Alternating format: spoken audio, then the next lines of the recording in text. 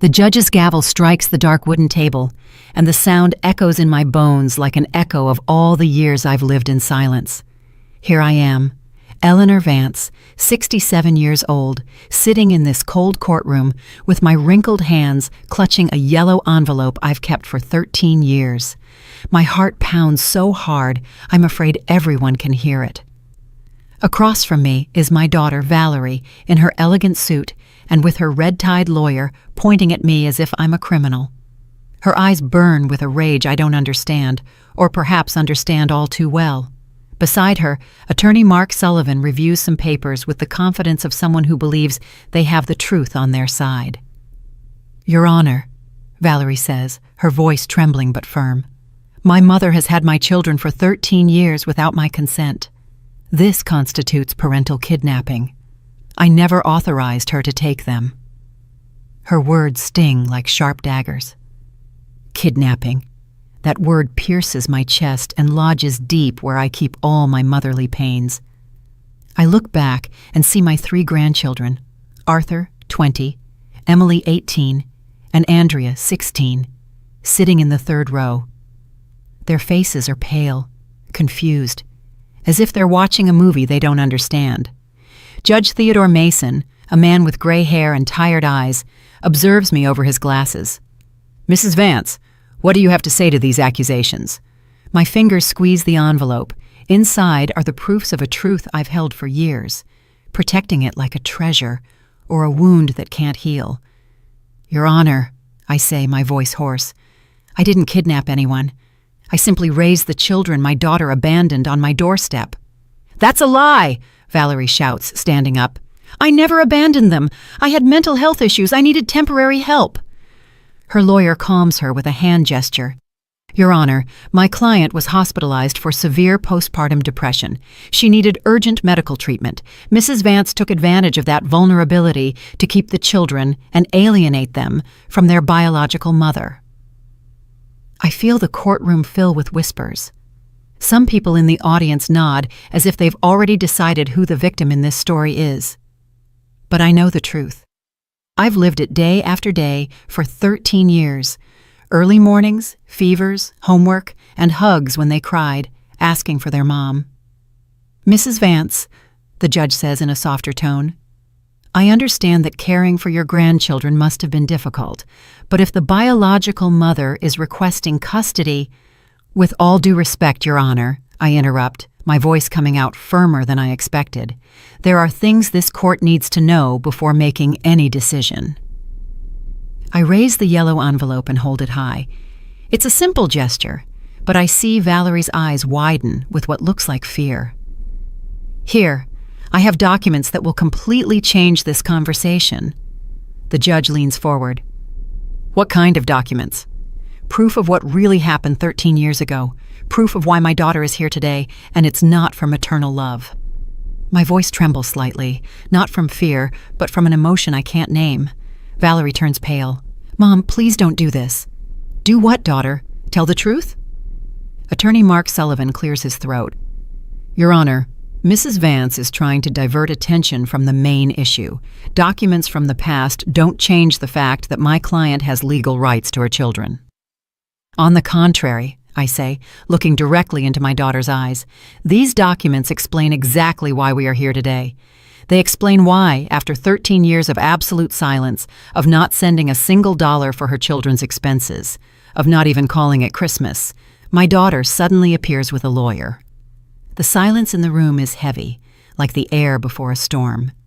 I can hear my heart pounding, the rustle of papers the lawyer nervously shuffles, the ragged breathing of my grandchildren behind me. The judge looks at me intently. "Mrs. Vance, are you suggesting there are hidden motives in this lawsuit?" "I'm not suggesting anything, Your Honor. I'm stating that there are." My eyes meet Valerie's, and I see in them the same expression she had as a child when I caught her in mischief. "And it's all documented here." "Mom," Valerie whispers, "please think about what you're doing." "I've had 13 years to think," I reply. 13 years of sleepless nights when Arthur had a fever. 13 years of school meetings where I was the only family member present. 13 years waiting for a call from you that never came.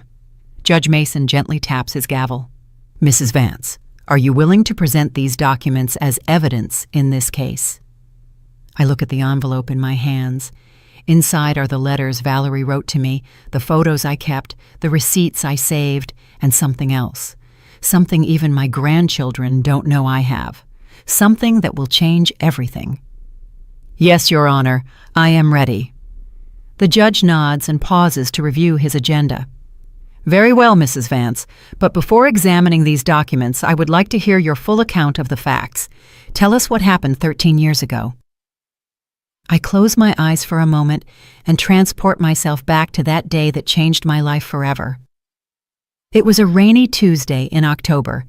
I was in my small kitchen preparing chamomile tea to calm my nerves after a doctor's appointment where my arthritis had been confirmed to be worsening. Then I heard the knocks on the door.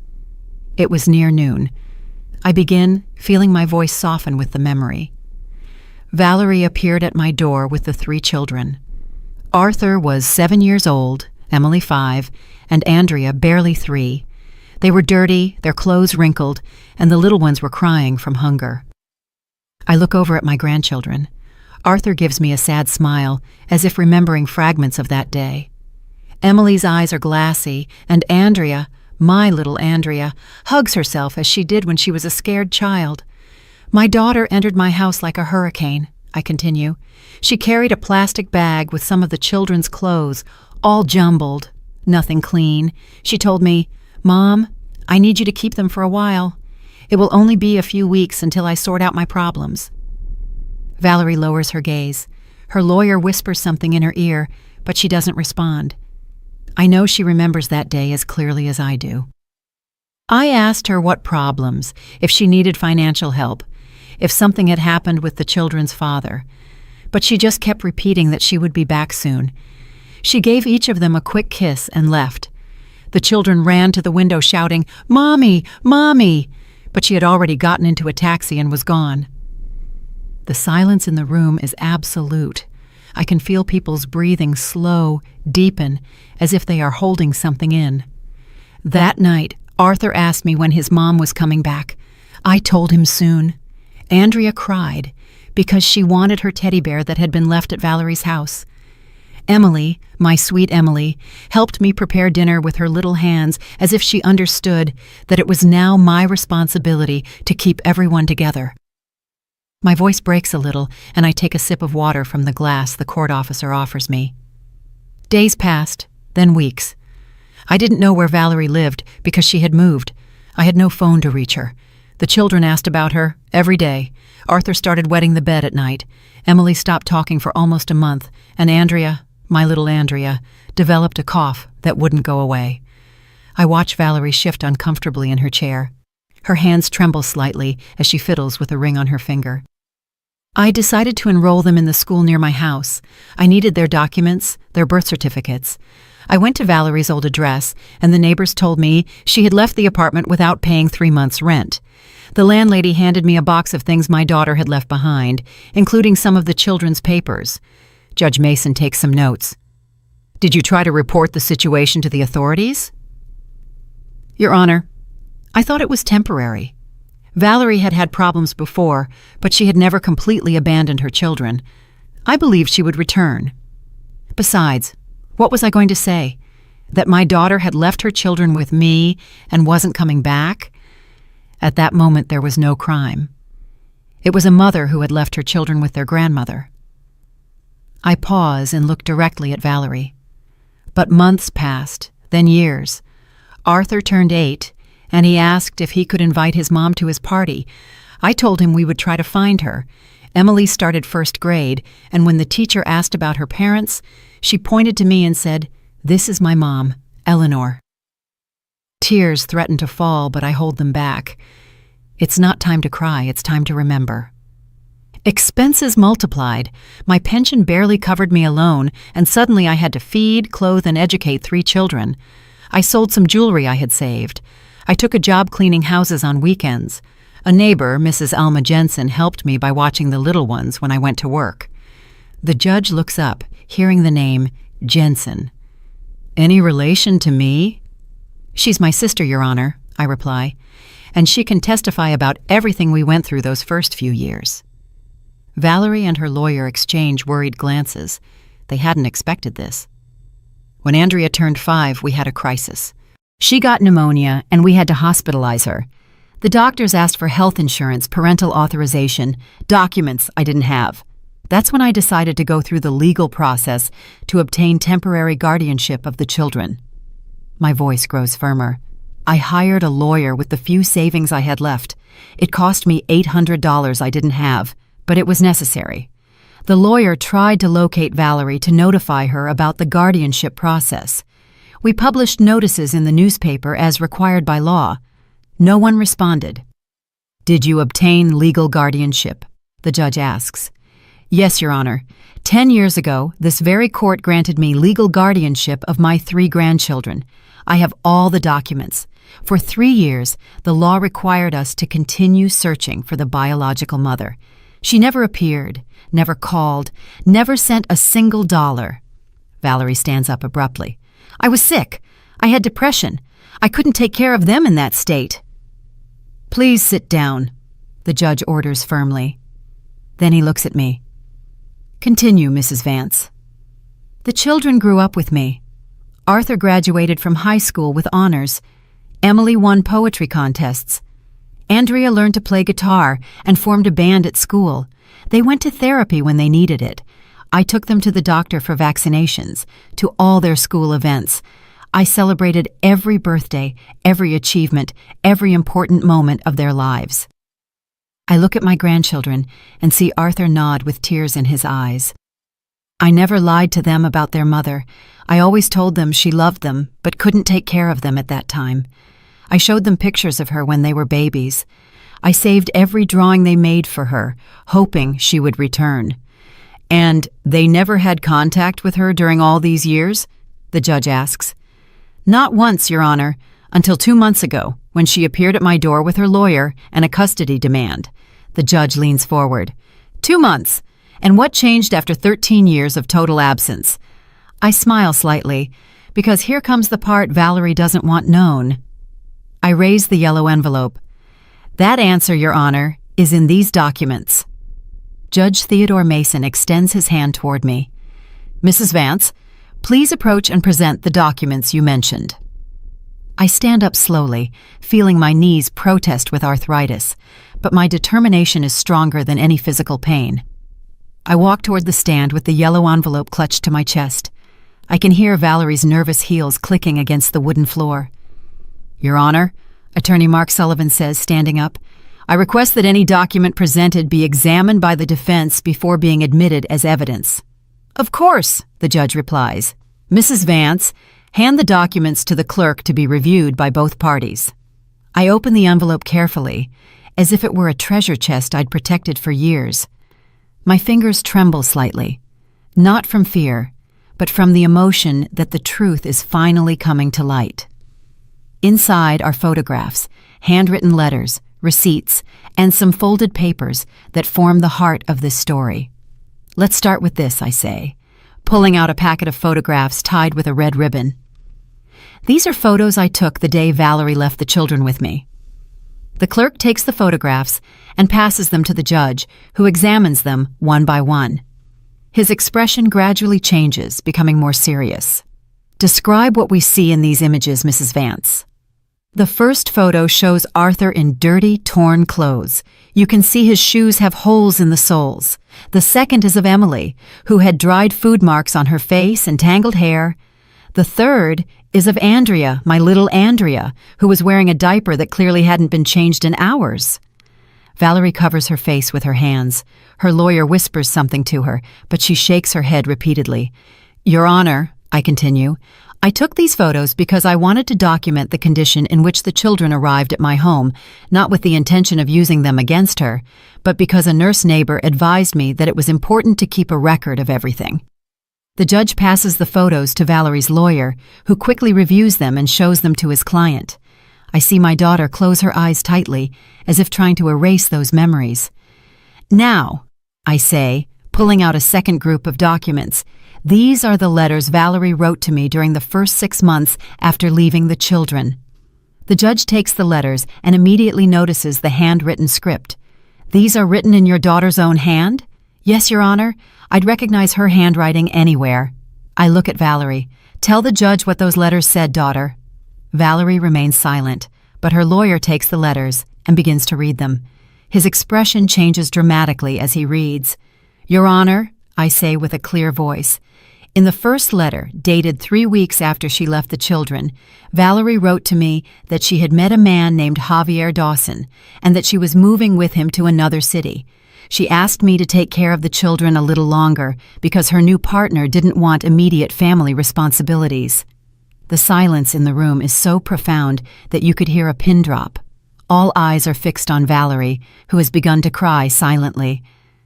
"In the second letter," I continue, "she informed me that she was pregnant with Javier's child and that she couldn't return for the children because he had threatened to leave her if she brought burdens from the past into their new life."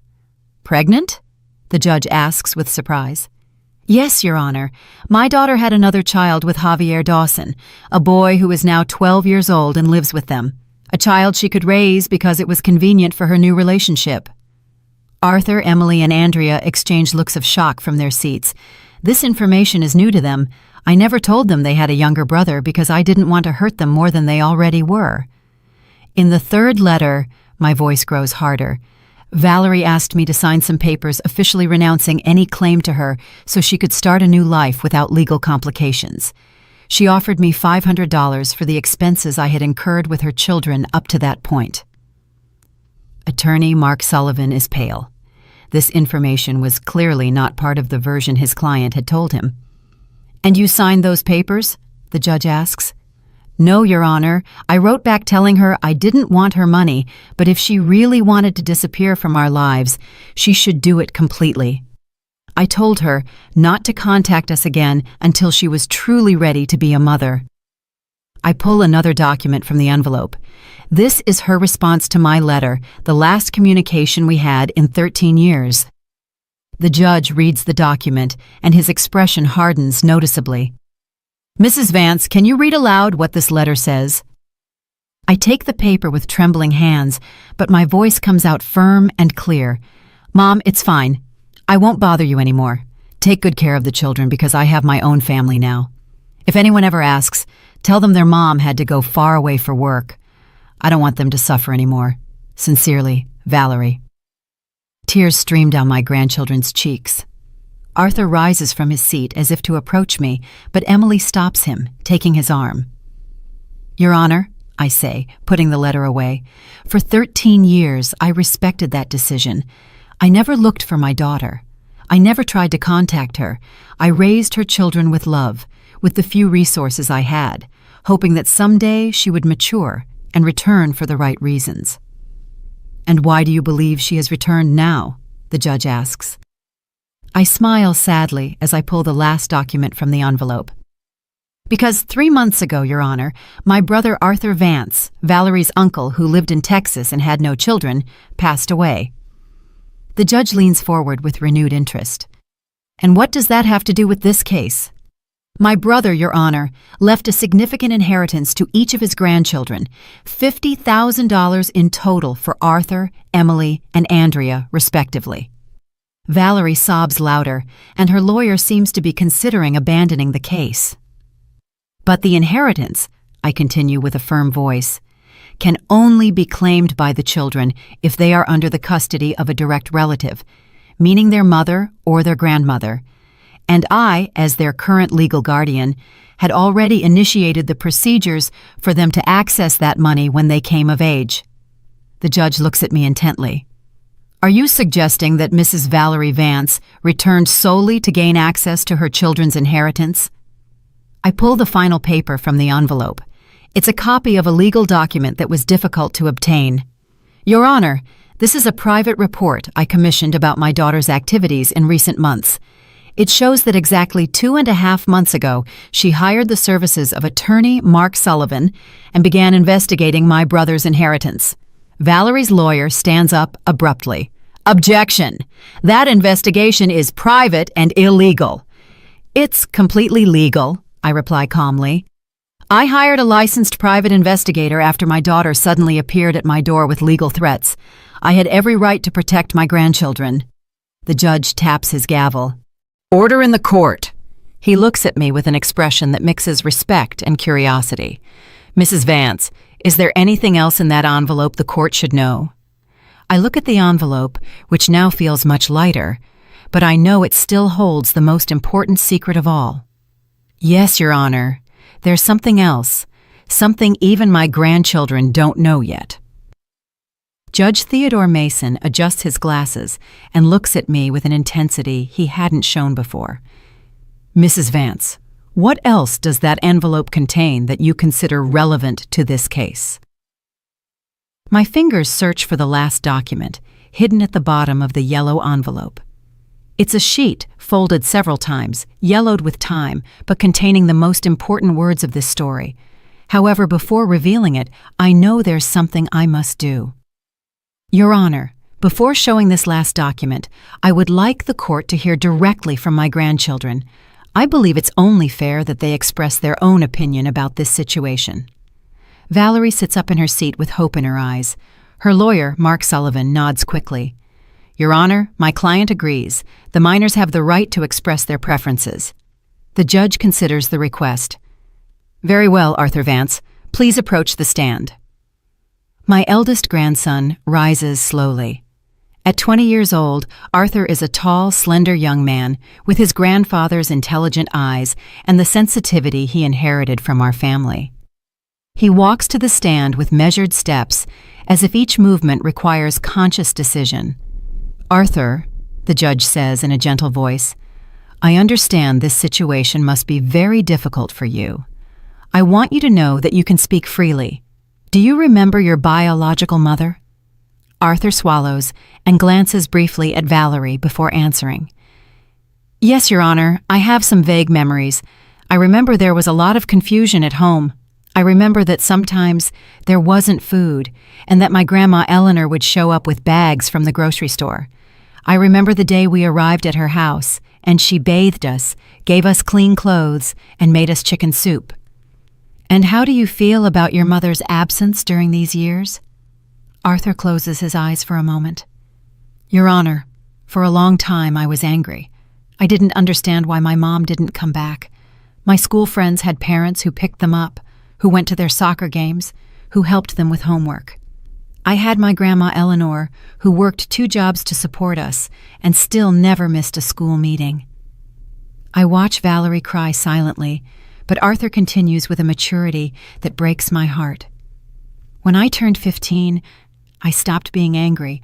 I understood that my grandma had sacrificed her peace of mind, her health, and her savings for us.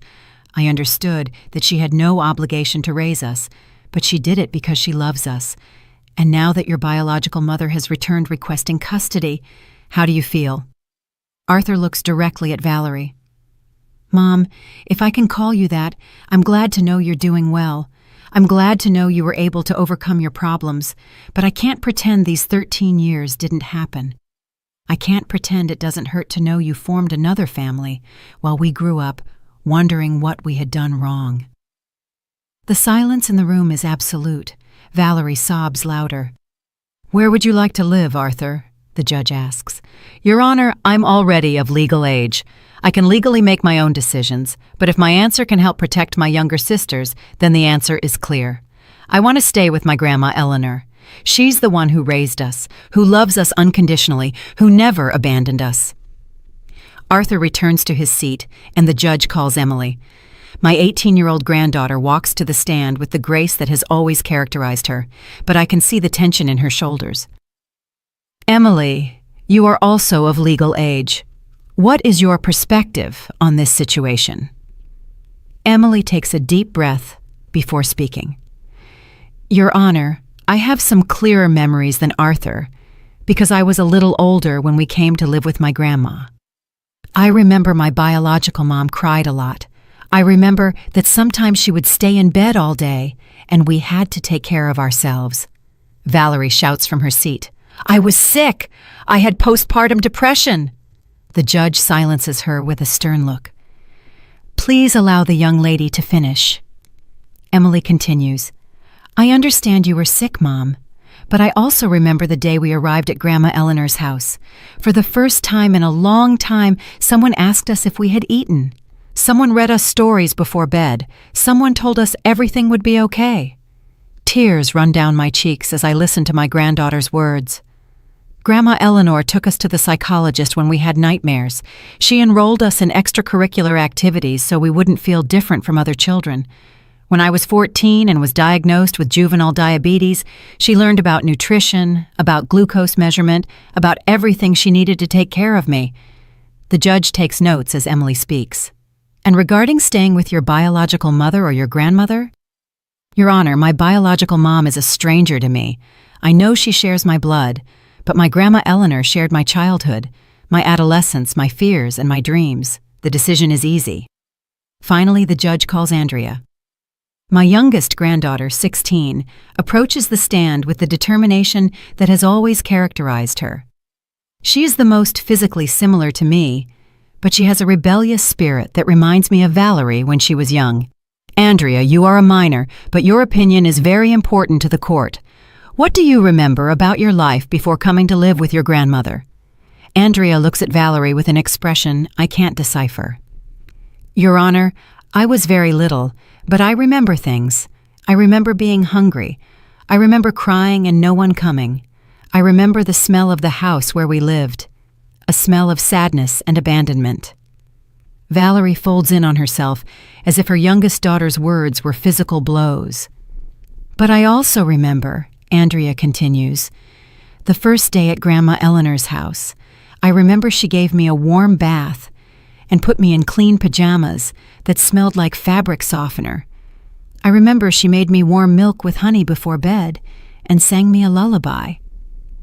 Would you like to get to know your biological mother better? The judge asks. Andrea thinks for a moment. Your Honor, I'm not going to lie. I'm curious to meet the woman who gave me life, but I'm also scared. Scared that she'll leave again. Scared that her promises are like the ones she made 13 years ago. And where do you feel safest? With my Grandma Eleanor, Your Honor.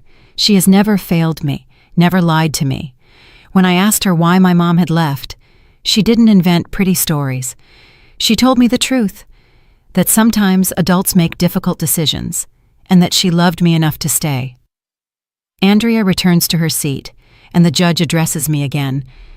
Mrs. Vance, your grandchildren have been very clear in their preferences. Is there anything else the court should know before making a decision? I look at the yellow envelope in my hands, and then I look at my 3 grandchildren. They have been brave in speaking their truth. Now it's my turn to be brave with mine. Yes, Your Honor, there's something else, something that will completely change the perspective of this case.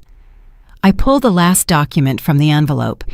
It's a sheet I've folded and unfolded so many times that the crease lines are permanent.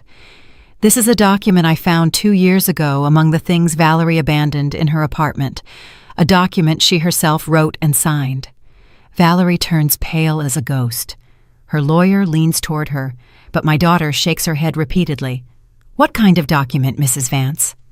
A voluntary renunciation of parental rights, Your Honor, written in my daughter's own hand, signed and dated 3 days after she left the children with me. Judge Theodore Mason stands up abruptly, his expression transforming from professional curiosity to absolute shock. A voluntary renunciation of parental rights? Mrs. Vance, are you sure about what you're saying? Completely sure, Your Honor. I extend the document towards the court clerk. This paper was among the things Valerie abandoned in her apartment. The landlady gave it to me along with photographs and other personal documents my daughter left behind. Valerie stumbles in her seat as if she's about to faint. Her lawyer, Mark Sullivan, takes the document with trembling hands, and his face loses all color as he reads it. This can't be real, he murmurs. Read it aloud, please, the judge orders. The lawyer clears his throat and begins to read in a choked voice. I, Valerie Vance, 26 years of age, hereby voluntarily relinquish all my rights as mother of Arthur Vance, 7 years old, Emily Vance, 5 years old, and Andrea Vance, 3 years old.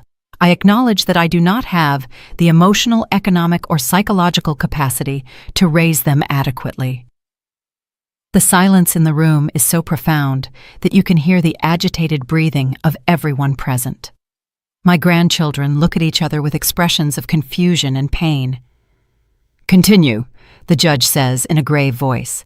"I fully authorize my mother, Eleanor Vance, to make all legal, medical, and educational decisions related to my children. I waive any right to visit them, contact them, or claim them in the future. This decision is definitive and irrevocable. Signed, Valerie Vance, dated October 15th, 2011. Valerie breaks into hysterical sobs. "I was crazy. I didn't know what I was writing. I was mentally ill." The judge raps his gavel repeatedly. "Order. Mrs. Vance, do you have witnesses that this document was written voluntarily by your daughter?" "Yes, Your Honor." "The landlady of the building where Valerie lived, Mrs. Paula Sterling, can testify that my daughter asked her for paper and a pen to write an important letter 3 days after leaving the children. She can also confirm that Valerie was conscious and coherent during those days." Attorney Mark Sullivan whispers urgently to his client, but Valerie continues to sob uncontrollably. "Furthermore," I continue, "there's something else the court should know, something I discovered only 2 weeks ago that explains why my daughter returned exactly now." All eyes are fixed on me. I can feel the tension in the room intensify. "Your Honor, I hired the private investigator not only to learn about my daughter's recent movements, but also to fully understand her current situation. What we discovered is revealing." I pull a small folder from my purse. "Valerie and her partner, Javier Dawson, are facing a severe financial crisis. 6 months ago, Javier lost his job. 4 months ago, they received an eviction notice from their home. 3 months ago, exactly when they learned about my brother's inheritance, they began procedures to obtain custody of my grandchildren." Valerie lifts her head, her eyes red from crying. "Mom, please, let me finish, daughter." My voice is firm but not cruel. "The investigator also discovered that you and Javier have been living on loans and credit cards. You owe more than $30,000 in accumulated debt." The judge reviews the documents I've provided. "And you believe that your grandchildren's inheritance is the solution they're seeking for their financial problems?" "I don't believe it, Your Honor. I know it." I look directly at Valerie.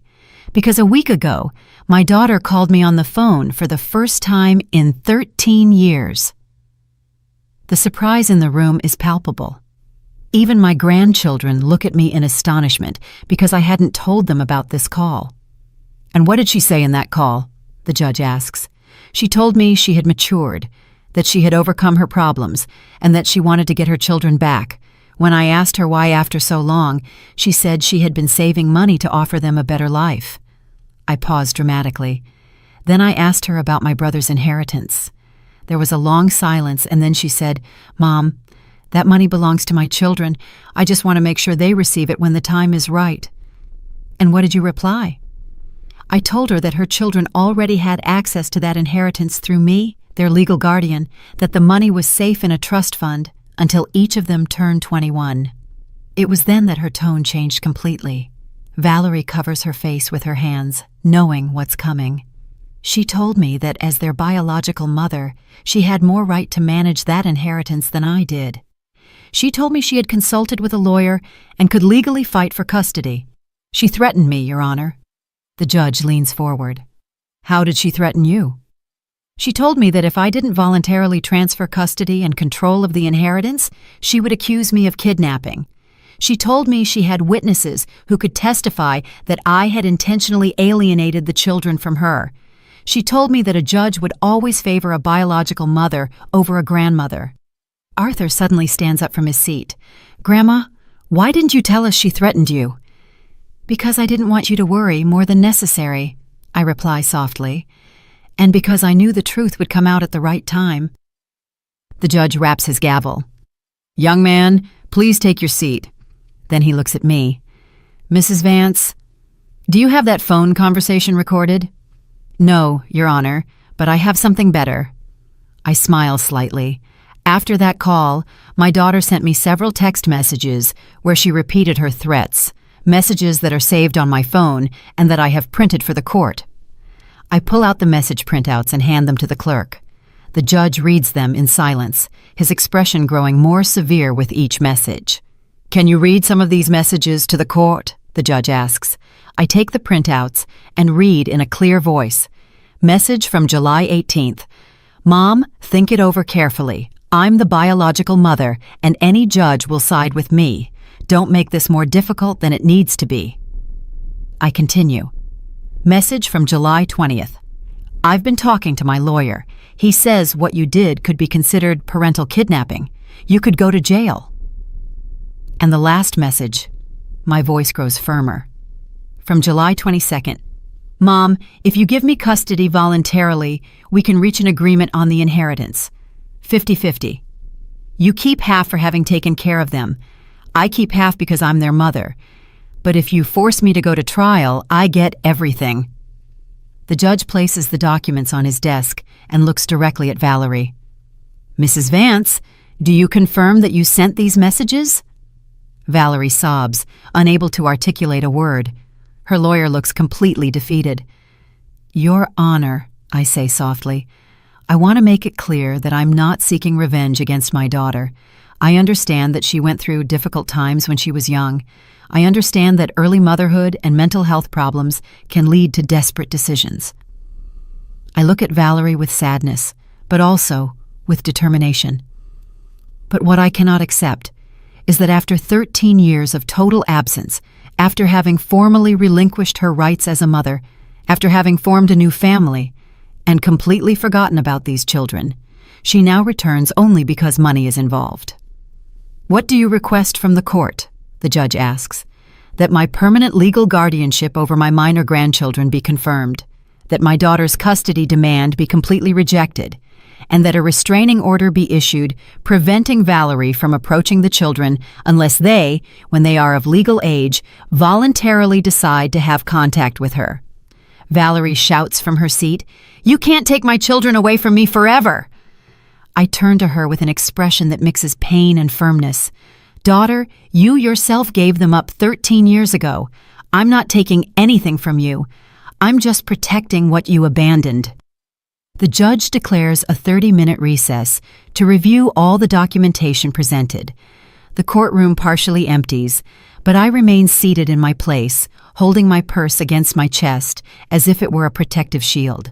My grandchildren approach me, surrounding me with their arms in a silent embrace that speaks more than 1,000 words. "Grandma," Andrea whispers, "why did you never tell us she had given us up in writing?" "Because I wanted you to have the opportunity to form your own opinion about your mother when you were old enough to understand," I reply, stroking her hair. "I didn't want you to grow up with hatred in your hearts." Arthur squeezes my hand. "But you lied to us all these years when you told us maybe she would come back." "I didn't lie, my love. There was always the possibility that she would mature and return for the right reasons. I held on to that hope for a long time."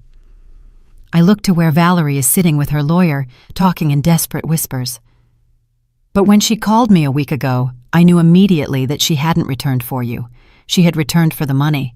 Emily sits next to me. "What's going to happen now, Grandma?" "I don't know, my child, but I know we've told the truth, and that's all we can do." During the recess, I watch Valerie slowly approach us. Her lawyer tries to stop her, but she ignores him. She walks with hesitant steps, as if each foot was a mountain to climb. "Mom," she says with a broken voice, "can we talk privately?" She begins, and her voice trembles like when she was a child and had done something wrong. "I know I made terrible mistakes, but I've changed. I've really changed." "Have you changed, Valerie, or do you just need money?" My question is direct, but not cruel. After so many years, I've earned the right to brutal honesty. She lowers her gaze. "Both are true. Yes, I need the money, but I've also missed my children all these years." "You've missed them?" My voice rises slightly. Valerie, you had 13 years to miss them. 13 years to call, to write, to send a postcard at Christmas. 13 years to ask how they were, if they needed anything, if they remembered you. I was scared, she whispers. I was scared they would hate me for abandoning them. Then why now? Why, after 13 years of fear, do you suddenly have the courage to fight for them in court? Valerie leans against the window, as if needing physical support to continue the conversation. Because Javier told me that if I didn't try to get my children and their inheritance back, he would leave me. He told me he couldn't stay with a woman who had given away $50,000. The brutal honesty of her confession catches me off guard. For a moment, I see the scared girl she once was, caught between impossible decisions. Then you haven't changed at all, I say with deep sadness. 13 years ago, you made a decision based on what a man demanded of you. Today you are here for the same reason. It's not that simple. Her voice rises, but she immediately looks around to make sure no one hears us. Mom, you don't understand the pressure I've lived under. Javier has supported me all these years. Without him, I have nothing. I don't have a job. I don't have my own home. I don't have savings. And what about your other child? The child you could raise because it was convenient for your relationship? Valerie stumbles as if I had slapped her. Paul is different. He was born within my marriage to Javier. He was part of our plans. Arthur, Emily, and Andrea were also your children. Valerie, they also deserved unconditional love. But I couldn't give them that, she explodes, tears streaming down her face. I was a kid when I had them. I didn't know how to be a mother. Every time Arthur cried, I cried too. Every time Emily had nightmares, I had panic attacks. I couldn't handle them. For the first time in this conversation, I feel a pang of compassion for my daughter. Then why didn't you ask me for help at that time? Why didn't you come to me and say, Mom, I can't do this alone? Because I was afraid you'd judge me. I was afraid you'd think I was a bad mother. Valerie, my voice softens. I would have helped you. We would have found a way to raise them together. But you chose to run away. You chose to abandon them completely. I know, she sobs. I know, and I've lived with that guilt all these years. But Mom, now I can offer them something better. With the inheritance, I can give them a life I could never give them before. With the inheritance, Valerie, are you listening to me? It's not about the money. It's about 13 years of absence. It's about you writing a renunciation of parental rights. It's about you forming another family and completely forgetting about them. Valerie straightens up, and for a moment, I see a flicker of the determination that characterized her when she was young. Mom, legally, I'm still their biological mother. That paper I wrote wasn't notarized. It wasn't presented before a judge. Technically, it doesn't have full legal validity. And there it is. The true Valerie emerges again, calculating and manipulative. So, this was never about getting your children back. This is about winning a legal case to access the money. It's about both things, she insists. Mom, we can reach an agreement.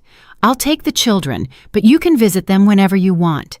We can share the responsibility of raising them, and about the inheritance, we can divide it fairly. You've spent money on them all these years. It's fair that you receive compensation. Compensation. The word comes out of my mouth like poison. Valerie, do you think I raised your children expecting financial reward? Do you think I took them to the doctor when they had a fever because I expected someone to pay me for it? Do you think I stayed up all night when they had nightmares because I expected to receive money in return? Stop. Just stop. Valerie covers her ears like a child who doesn't want to hear the truth. I'm not going to stop, Valerie, because this is what you need to hear. I didn't raise those children as an investment. I raised them because I love them, because they are my blood, because when you abandoned them, someone had to love them unconditionally. Valerie lowers her hands and looks at me with an expression I hadn't seen in years. It's the same look she had as a teenager when she realized she had made a serious mistake. Mom, she says in a very small voice, what do I have to do for you to forgive me? The question catches me off guard. For years I had imagined this moment. I had thought about what I would tell her if she ever asked for forgiveness. But now that I'm here, The words don't come easily. Valerie, forgiveness isn't something you negotiate. It's not something you get in exchange for doing the right things now. Forgiveness is something you give because you choose to free yourself from resentment. So do you forgive me? I look at my daughter, this 39-year-old woman who still seeks her mother's approval, and I feel a complex mixture of love, disappointment, sadness, and hope. I forgive you for being a scared child who didn't know how to be a mother. I forgive you for making desperate decisions when you felt overwhelmed. I forgive you for running away when the responsibility became too heavy. Valerie smiles with hope, but I continue. But I cannot forgive you for coming back only when money is involved. I cannot forgive you for threatening me with jail to get what you want, and I cannot allow you to hurt those children again. The smile disappears from her face. So there's nothing I can do? Yes, there is something you can do, I reply firmly. You can go back to your life, work on your personal problems, and when you have truly matured and changed, when you can offer genuine love without expecting anything in return, then perhaps your children will decide for themselves if they want to meet you. And the inheritance? The inheritance belongs to them, Valerie, and I will make sure they receive it when they are ready to manage it responsibly. A court officer appears in the hallway.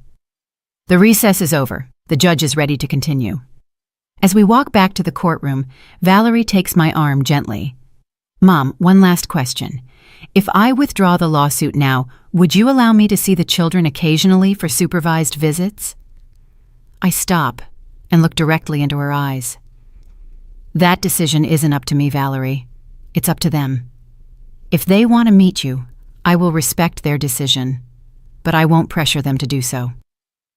We enter the courtroom where the judge is waiting for us, and I know that the next few minutes will determine the future of my family.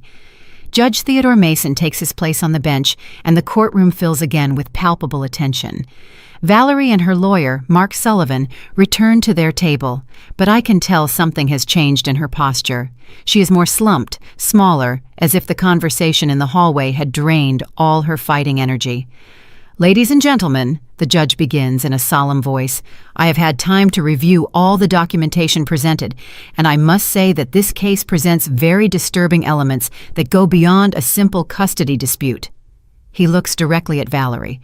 Mrs. Vance, after examining the renunciation of parental rights written in your own hand, the text messages where you threaten your mother, and the documented history of abandonment for 13 years, I have some very serious questions to ask you.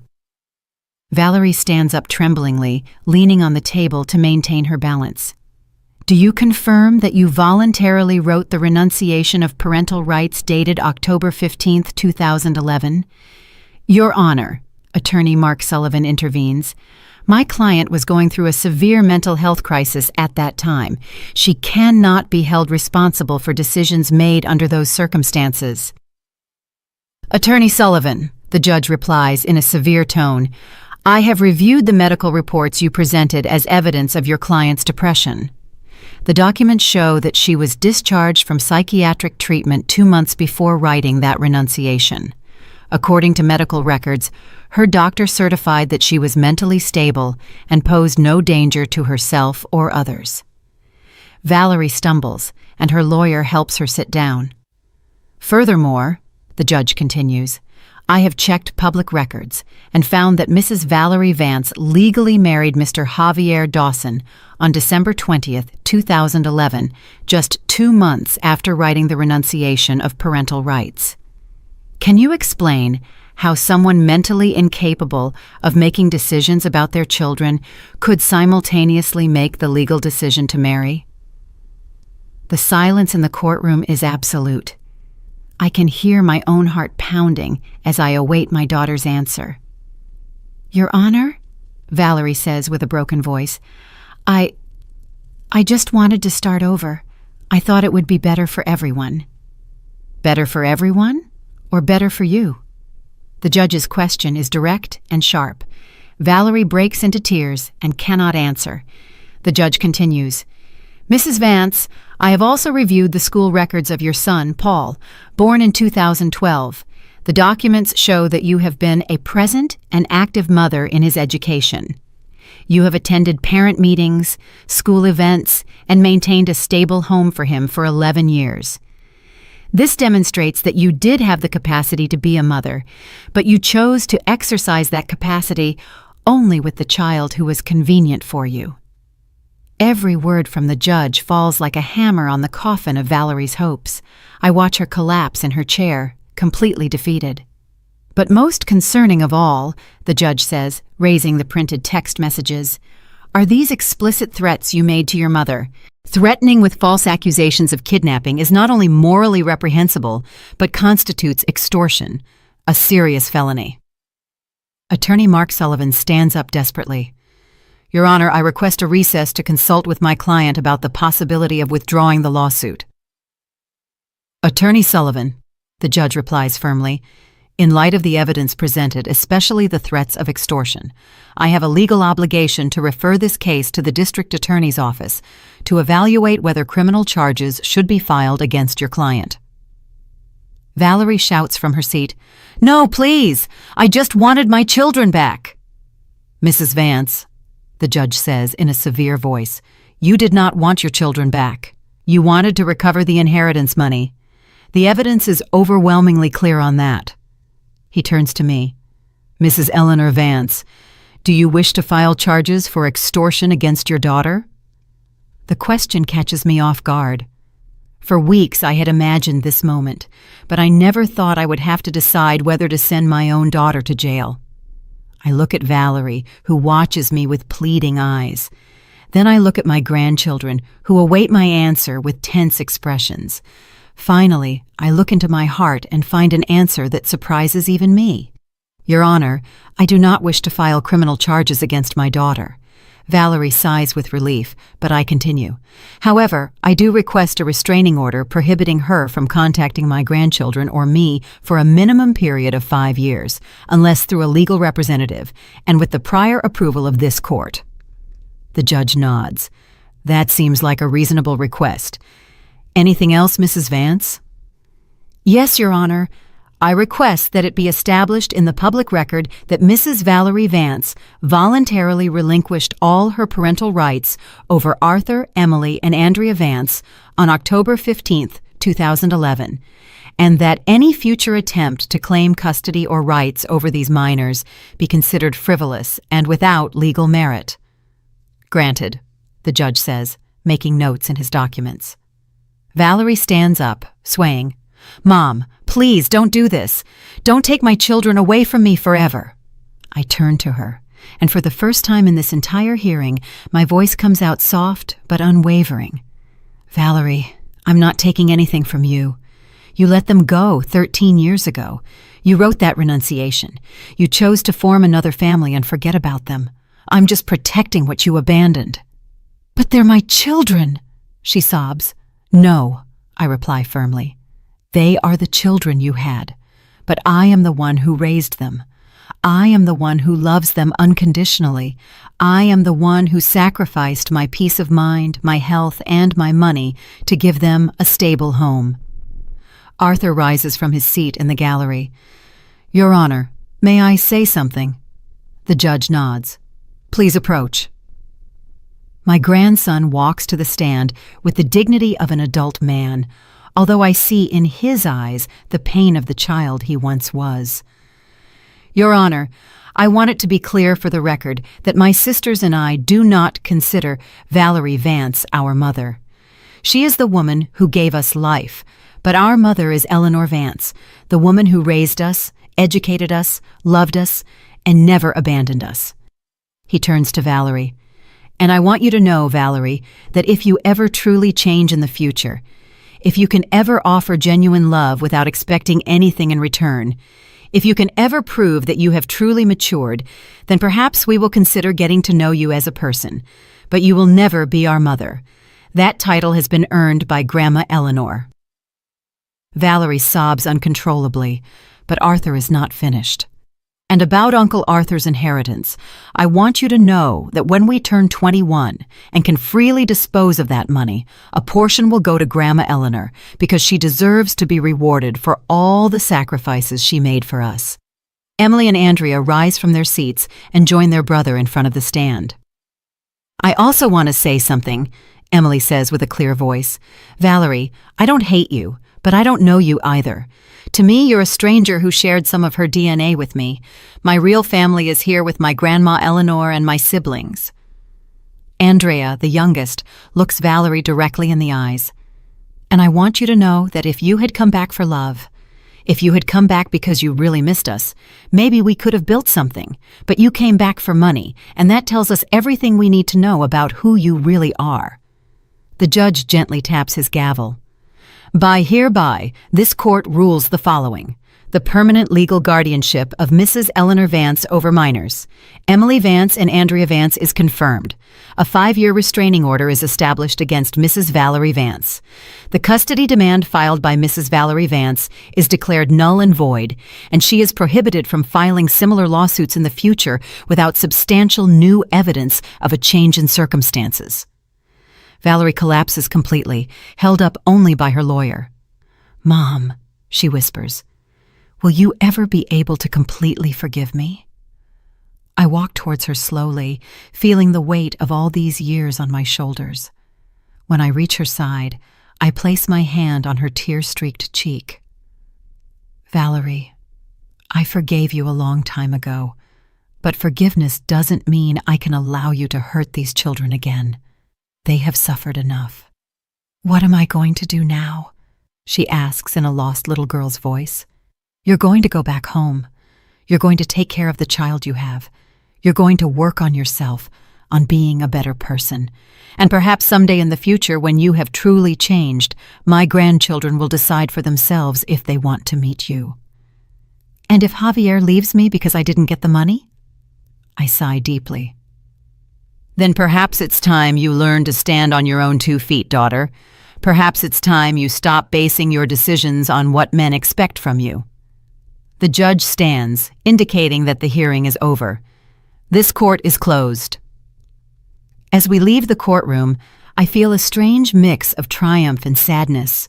I won the legal battle, but I lost hope that my daughter had returned for the right reasons. But when my grandchildren surround me with their arms in the courthouse hallway, I know I made the right decisions. Sometimes love means protecting those you love, even if it hurts those you also love.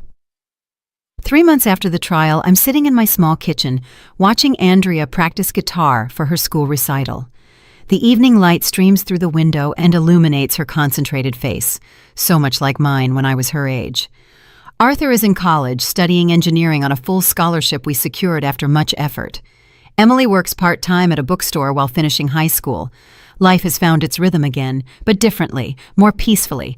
There's no longer that constant tension of wondering if someone will come to take the children. There are no more sleepless nights thinking about legal demands. The restraining order has given us the peace we needed. The doorbell rings and I go to open it.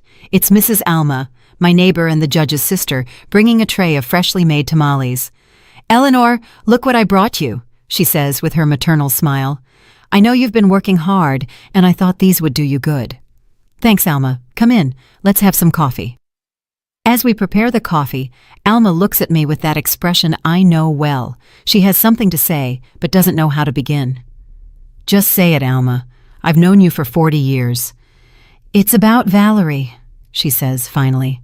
My brother Theodore told me she's been asking for information on how to appeal the decision. I feel a knot in my stomach, but I take a deep breath.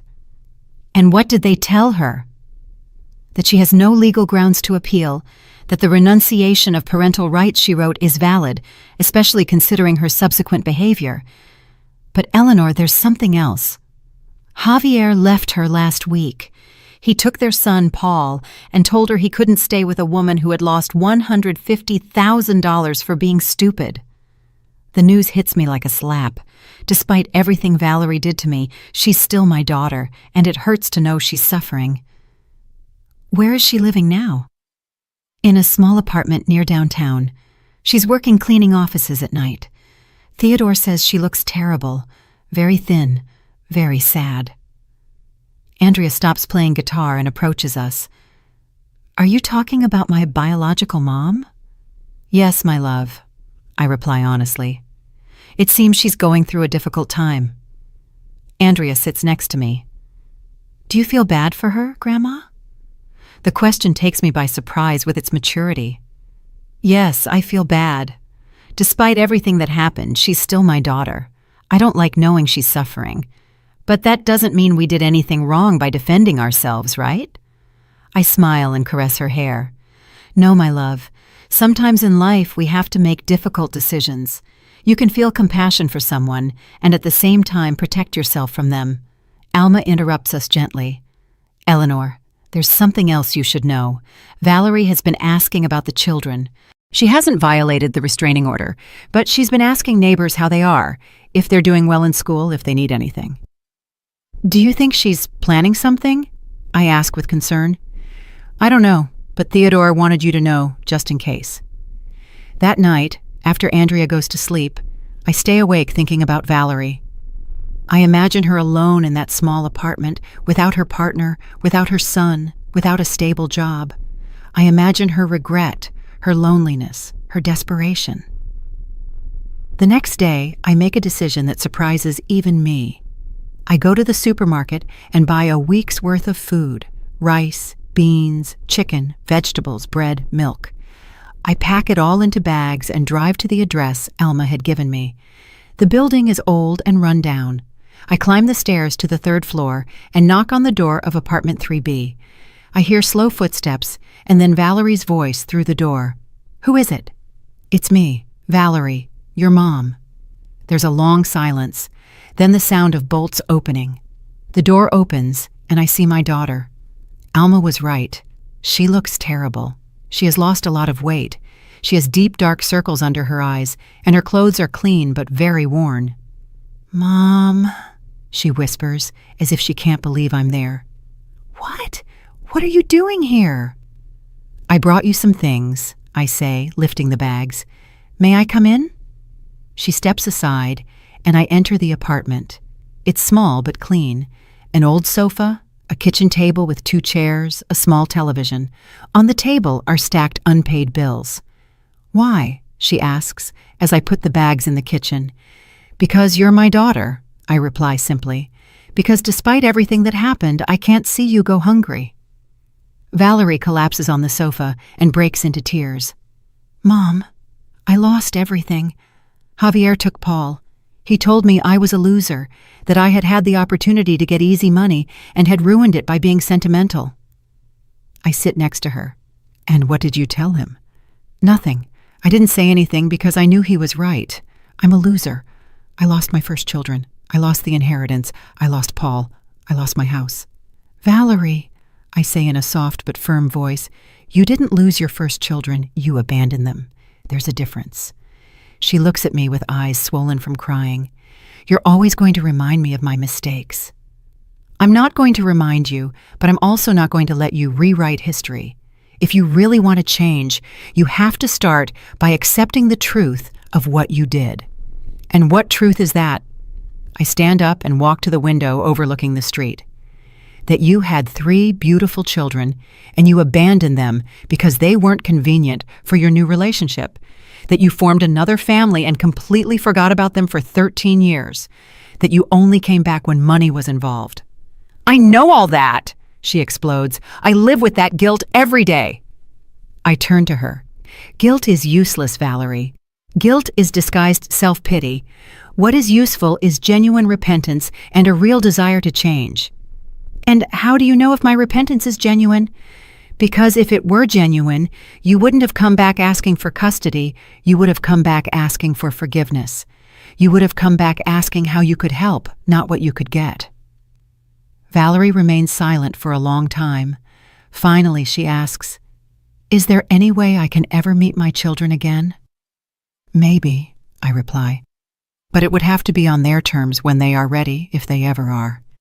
And in the meantime, work on yourself, get psychological help, find a stable job, learn to live alone without depending on a man. become the woman you would have wanted their mother to be.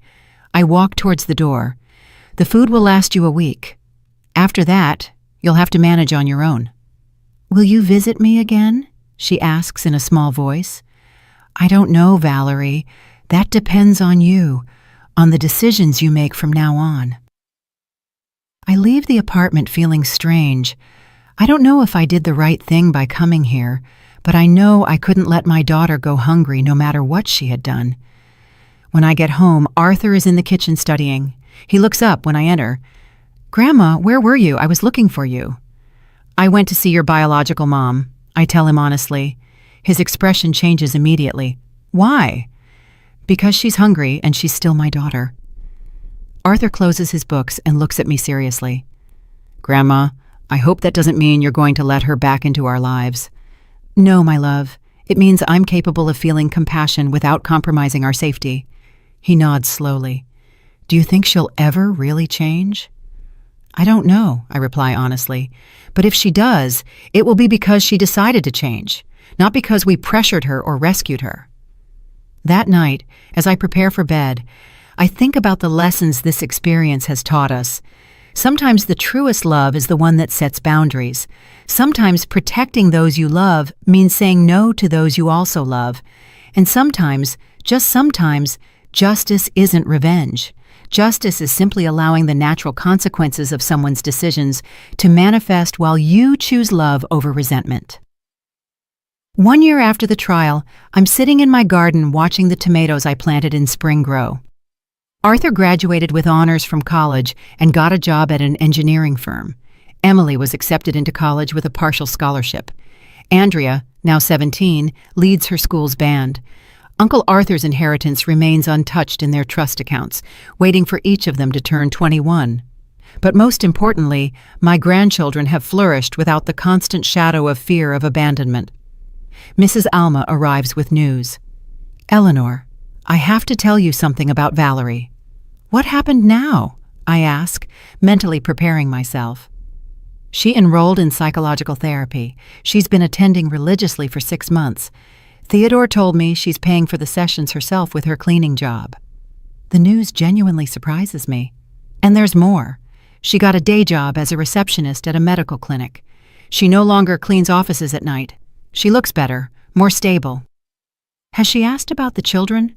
No. In fact, they told her you had visited her, and she replied that her mom had already done enough for her, that now it was her turn to prove she could change without help. I feel strangely proud of my daughter for the first time in years. That afternoon, Andrea comes home from school with a thoughtful expression. Grandma, can I ask you something? Always, my love. Do you think I'll ever want to acknowledge my biological mom? The question doesn't surprise me. I knew this moment would eventually come. I don't know, Andrea. It's a decision only you can make when you're ready. Would you be upset if someday I decided to meet her? No, my love.